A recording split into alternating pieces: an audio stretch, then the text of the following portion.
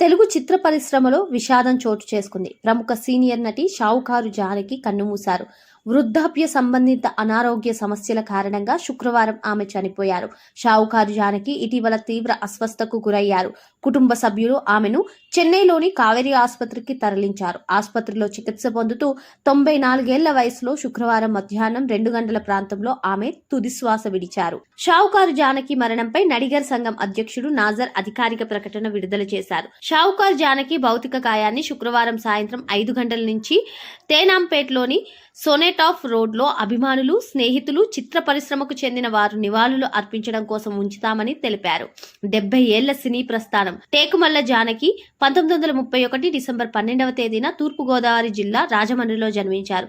1949 రక్షారేఖ సినిమాతో చిత్ర పరిశ్రమలోకి అడుగుపెట్టారు. విజయవారి షావుకారు సినిమా విజయవంతం అవడంతో షావుకారు జానకిగా పాపులర్ అయ్యారు.